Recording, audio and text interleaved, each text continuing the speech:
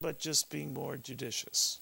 Santa's definitely shopping. If you go to any store, if you even walk down Madison Avenue, there's Santas all over the place. Santa's definitely in those stores and getting those gifts. I don't know why everyone's saying that no one's going to go out there and get those gifts. So, well, I bump into a lot of the Santas here in New York. They look drunk and unhappy.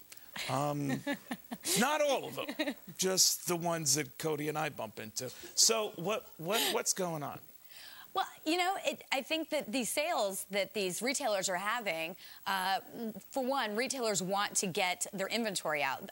The last year, they weren't able to move a lot of that inventory out, so they're putting everything on deep discounts. I had an anonymous tip from one of the forecasters at Saks Fifth Avenue that was saying that today they were putting all the boots that they bought for winter on sale 75%.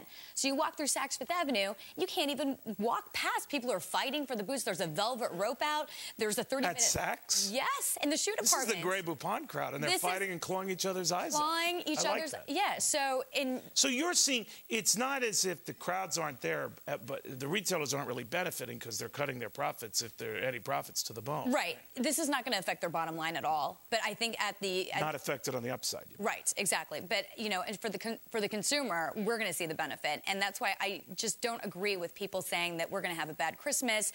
On the consumer side... Oh, no, see, I thought you were going to say that. So seriously, you don't see. So this Christmas over last. I think the retailers are going to have a bad Christmas. I think the consumers are going to have a great Christmas. I think there's definitely going to be gifts underneath those trees. So why is everyone else saying it's miserable? They're saying malls are empty, and I go by malls. Not that I like to, because that's a fate worse than death and a garden salad.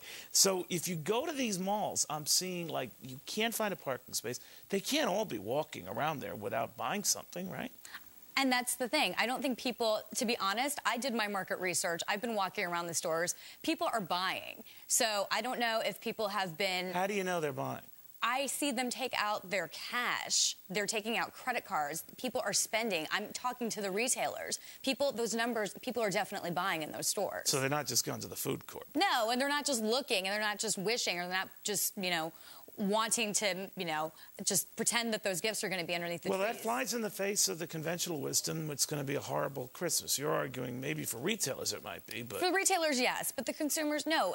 We are a society based on where there's a will, there's a way. So there's going to be a way underneath those Christmas trees this year. All right, so your whole job is about just going out and shopping.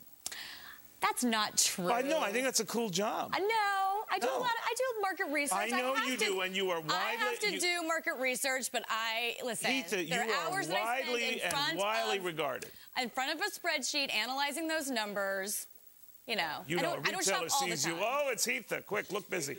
Yeah, exactly. That is not true. That is not true. All right. Well, Heatha Robocart, thank you. Always good seeing you. Good seeing you. Thank you very Thanks, much. Neil. Go back shopping or whatever you do. Market research. I know. See, they're worried.